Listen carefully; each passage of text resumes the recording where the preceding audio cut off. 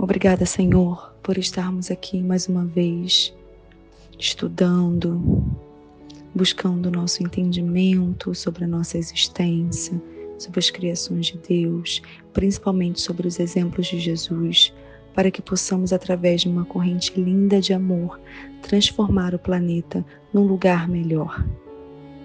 Que nessa noite possamos absorver de uma maneira limpa, leve, pura e, claro, com muita dedicação, os ensinamentos que nos serão passados, para que possamos ainda transmitir, através de nossas atitudes, através de nossos pensamentos, o amor. Graças a Deus. Boa noite, queridos amigos. Mais uma vez estamos aqui unidos, né?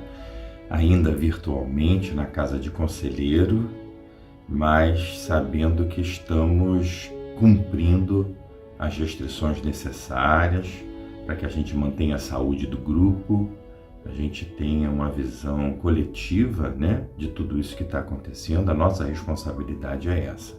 Mas é sempre um prazer estarmos aqui reunidos na casa de conselheiro, né? Entendendo que dessa maneira que a gente está agora, a gente vai atingir mais corações, mais pessoas, né? Eu acho que é um novo momento, é aquela questão do novo. E hoje, dando continuidade aos estudos, né, da doutrina, nós vamos fazer vamos dar entrada, começar mais um capítulo, né, do Livro dos Espíritos. Esse livro que trouxe tanto ensinamento, que realmente nos norteou nessa vida espírita, encarnados e desencarnados. Então vamos lá. Hoje nós vamos começar falando sobre o capítulo 7, que trata da volta do espírito à vida corporal.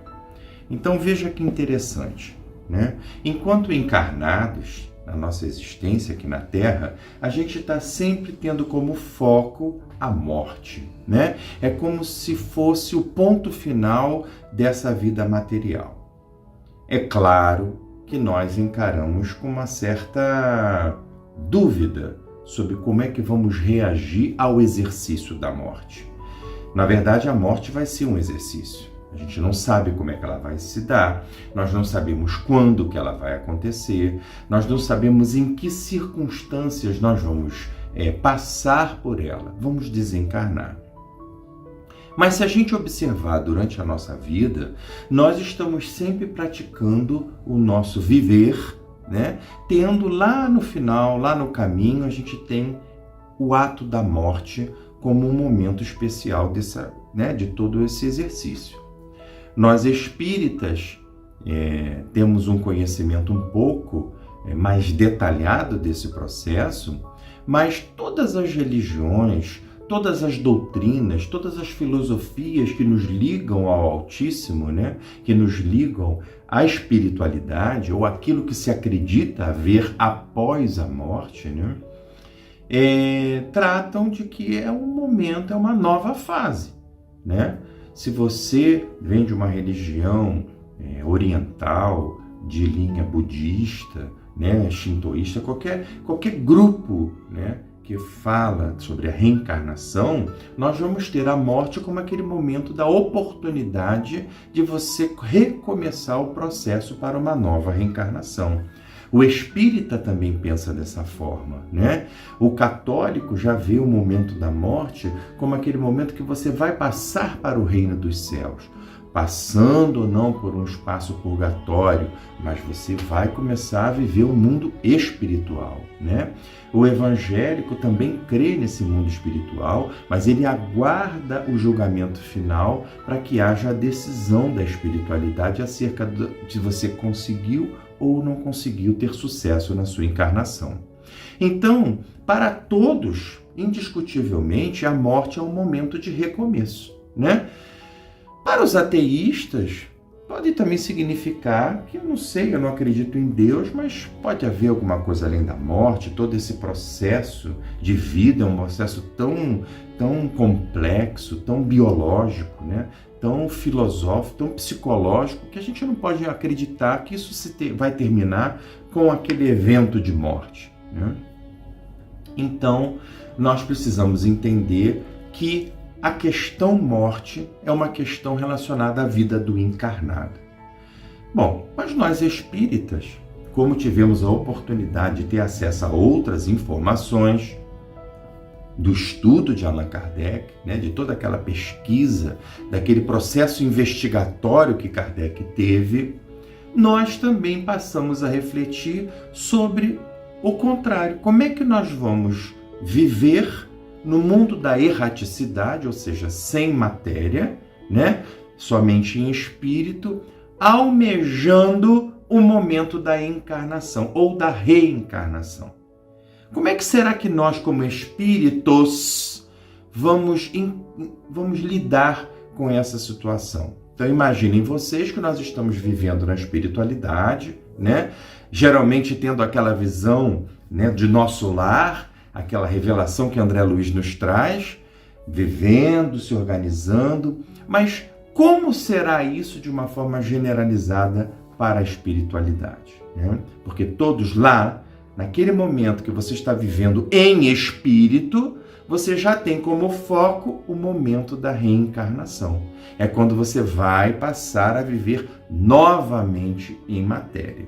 Então, esse capítulo do Livro dos Espíritos trata exatamente disso, da volta do espírito à vida corporal, né?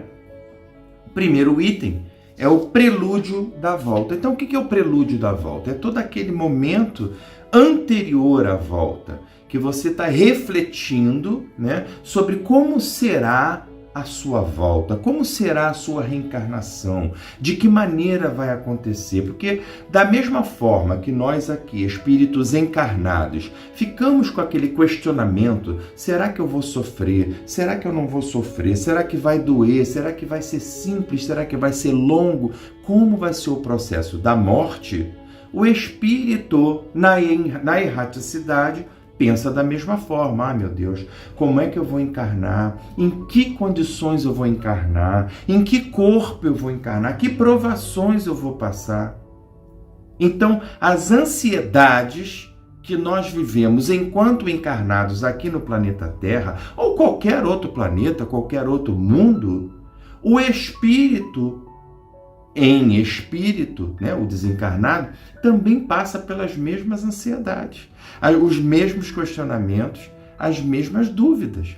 Porque nós e eles, desencarnados, somos uma única coisa. Somos da mesma essência. O fato da gente desencarnar ou encarnar, desencarnar ou encarnar, não vai mudar a nossa essência. O que muda a nossa essência, o que muda o nosso entendimento da vida e da relação entre as pessoas, são as experiências de vida encarnados e desencarnados, né? Então, Kardec, observando isso, falou: não, vamos observar, vamos ver como é que é o mundo dos espíritos, como é que os espíritos desencarnados eles se comportam em relação ao momento da encarnação ou reencarnação.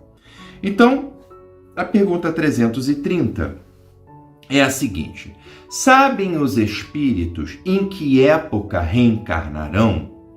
O espírito responde: pressentem-na, como sucede ao cego que se aproxima do fogo. Sabem que tem de retornar um corpo, como sabeis que tendeis de morrer um dia, mas ignoram quando isso se dará. Então, da mesma maneira que vivemos aqui encarnados, que não sabemos o dia da nossa morte, quando estivermos desencarnados, também não saberemos o dia da nossa encarnação ou da nossa reencarnação, né? Então, é aquele momento que faz parte de um outro conhecimento, um conhecimento de uma espiritualidade superior, que organiza esse processo, esse ciclo de encarnações e reencarnações e que define o momento certo, diante da sua evolução espiritual, diante da sua necessidade espiritual, necessidade de desenvolvimento, o momento exato de você encarnar. Então a gente não sabe. Agora nós pressentimos, né? Nós pressentimos como aquele cego que se aproxima do calor de uma fogueira. Ora, é uma comparação bem forte, né? Porque o cego, próximo daquela fogueira, ele pressente aquilo de uma forma vibrante. Será que nós, também, enquanto seres encarnados, não percebemos um pouco o momento da nossa morte?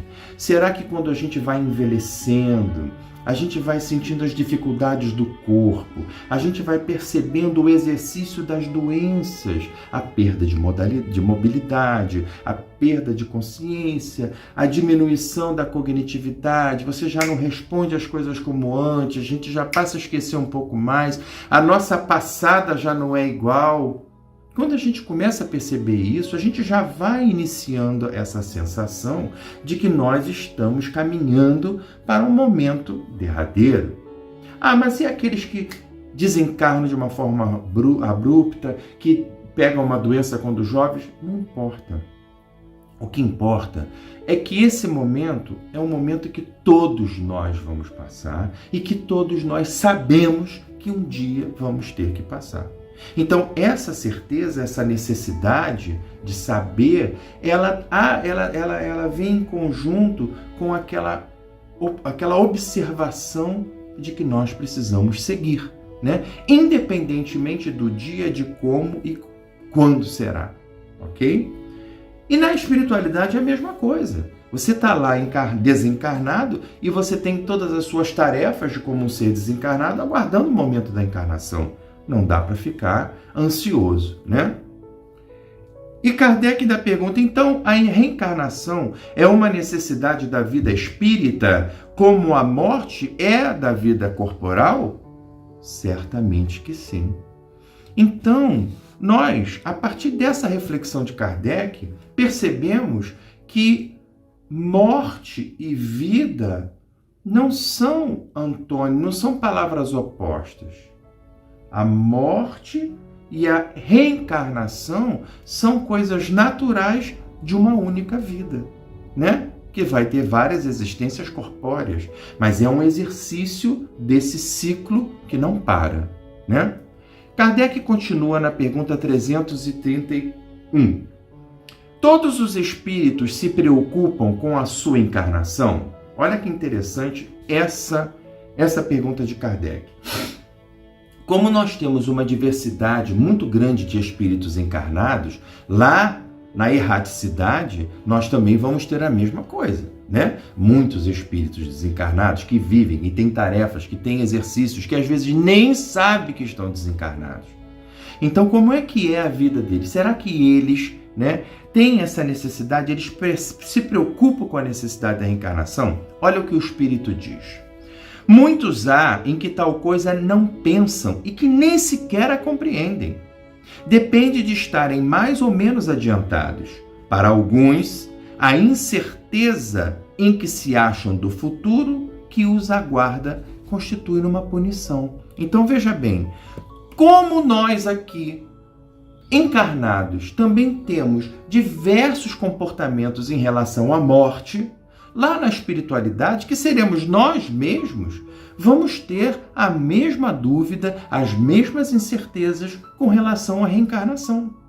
Por quê? Porque ou você às vezes não sabe nem que está morto, vamos dizer assim, né, que está sem o seu corpo material, às vezes você não sabe nem o que está acontecendo, e às vezes você tem plena consciência do que está acontecendo e acha que estar desencarnado é uma eterna punição. Ora, senhores, com esse tipo de resposta que o Espírita nos deu, mais uma vez a gente reforça aquele conhecimento que, morrendo, não vira magicamente um santo, a gente não vira um espírito de luz, a gente não se modifica como num passe de mágica.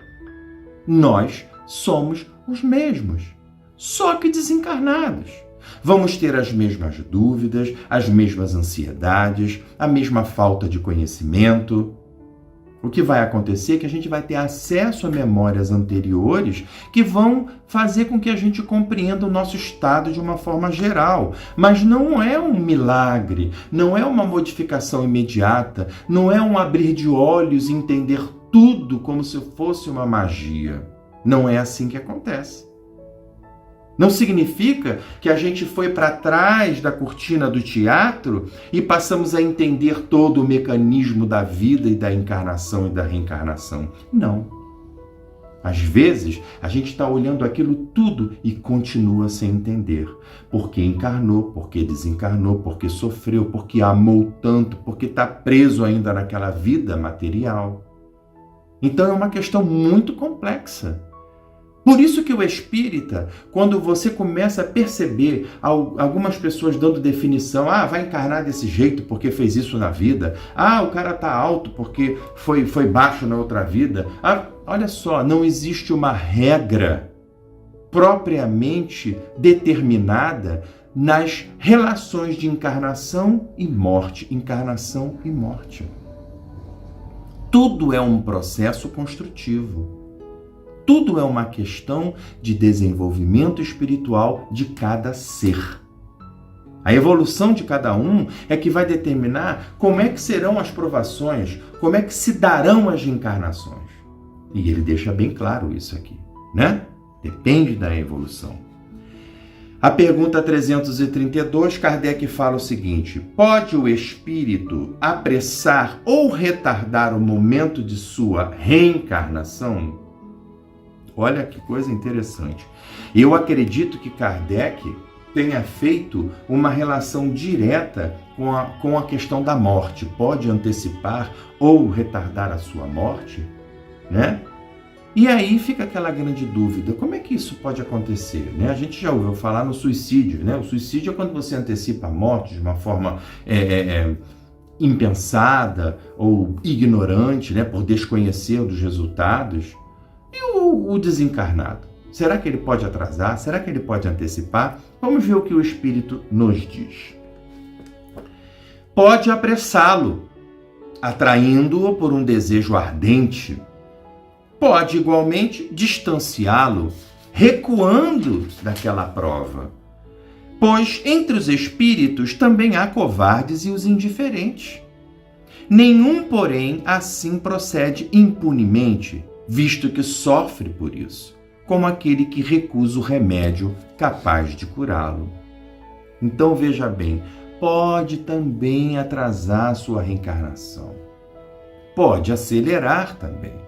Porque quando você tem um processo evolutivo tamanho que você percebe esse ciclo de encarnações e desencarnações e morte, você entende o processo da vida, você equilibra o seu espírito e fala, não, eu vou mais uma vez tentar reencarnar para poder colocar em exercício ali as minhas falhas, as minhas diferenças de relacionamento, eu vou resgatar alguns erros do passado. Sim, eu aceito voltar.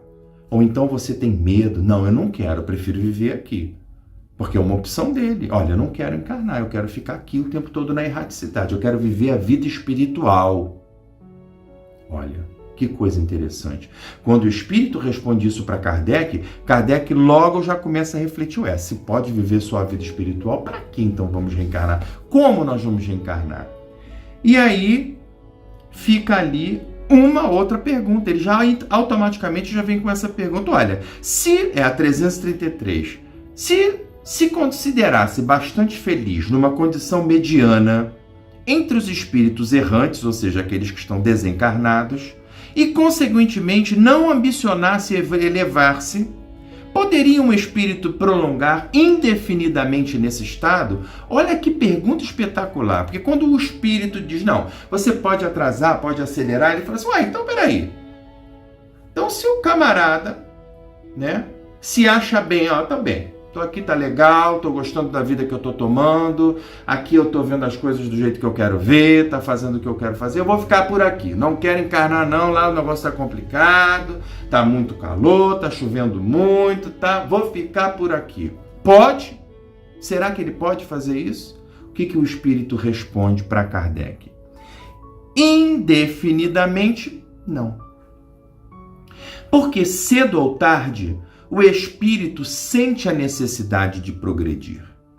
Todos têm que se elevar, esse é o destino de todos. Aí, nós vamos fazer um paralelo a essa questão de sentir a necessidade. Às vezes ele não sente em si a necessidade, mas todos os da sua volta já se elevaram e ele ficou para trás. Então o que acontece? As relações fluídicas dele, o magnetismo, a capacidade de comunicar-se, a capacidade de poder exercitar a vida espiritual, ela fica cada vez mais limitada. Você não tem mais com quem ter faixa vibratória a ponto de você poder conviver. Então você percebe que não tem outra saída. Você precisa elevar-se.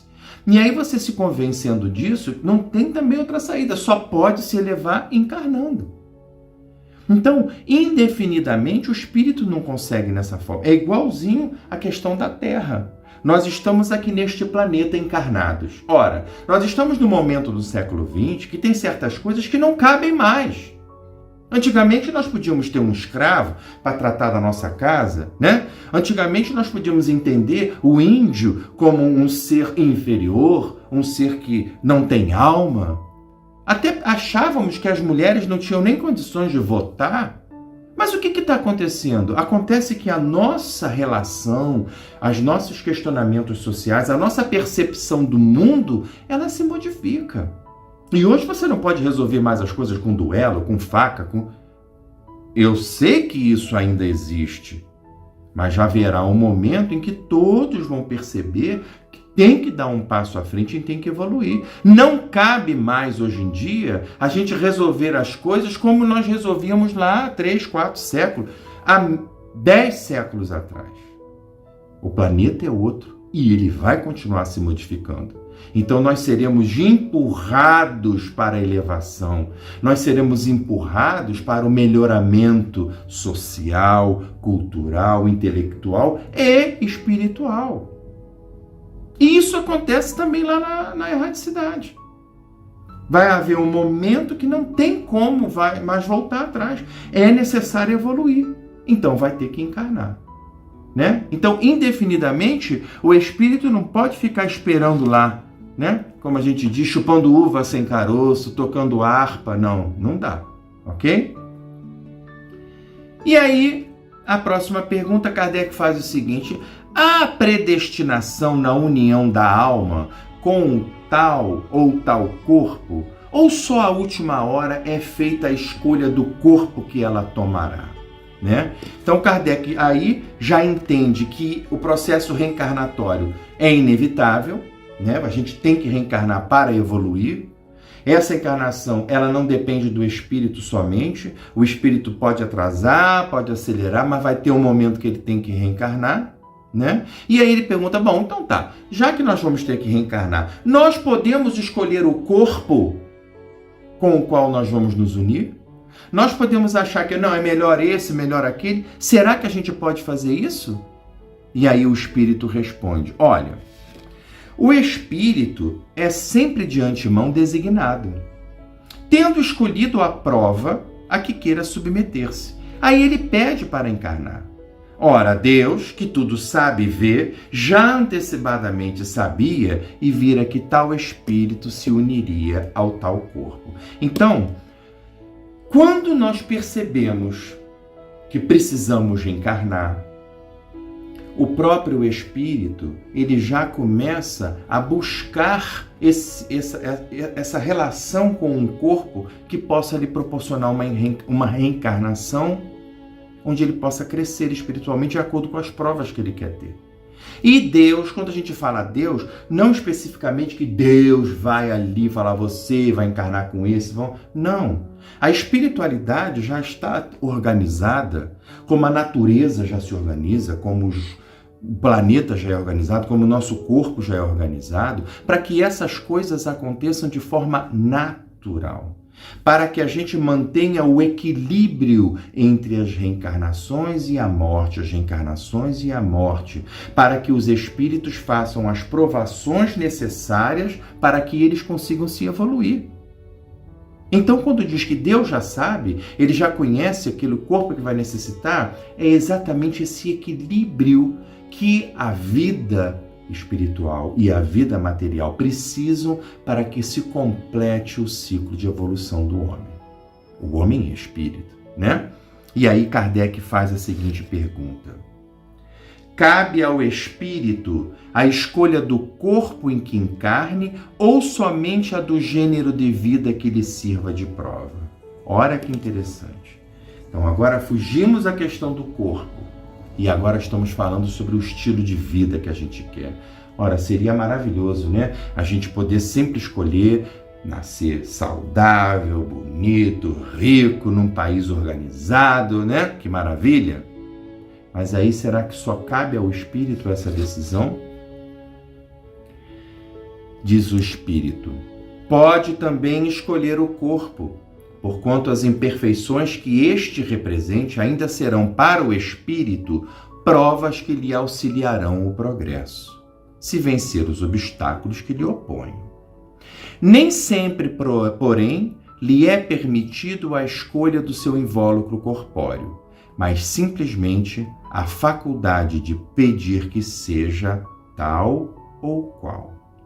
Então, o Espírito deixa bem claro: nem sempre você escolhe o corpo. Dificilmente isso acontece, né? Porque você, dependendo da sua evolução espiritual, você vai sugerir à equipe reencarnatória, ao grupo que vai fazer esse processo, que olha, que seja dessa forma, que eu consiga resolver isso, que não seja tão pesado ou que seja muito pesado. Isso vai depender da evolução espiritual de cada um de nós. E aí vem aquela reflexão.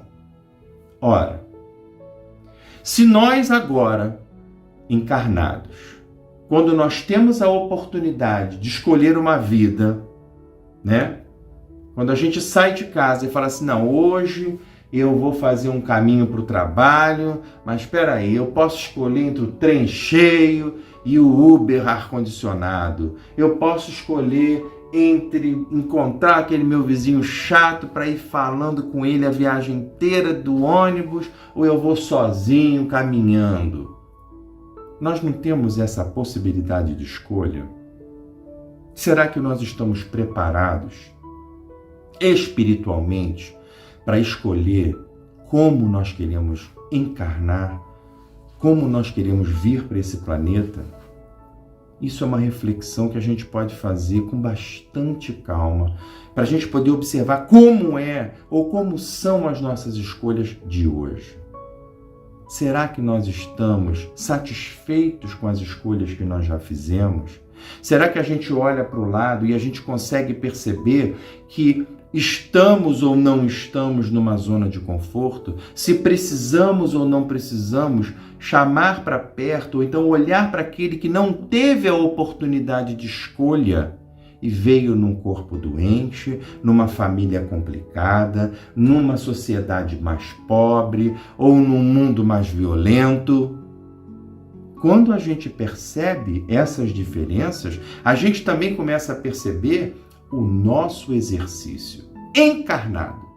Se nós não temos capacidade de, enquanto encarnados, olharmos para os nossos irmãos que estão com dificuldade de viver a sua vida encarnada, talvez a gente também não consiga fazer uma escolha de um corpo ideal para uma reencarnação.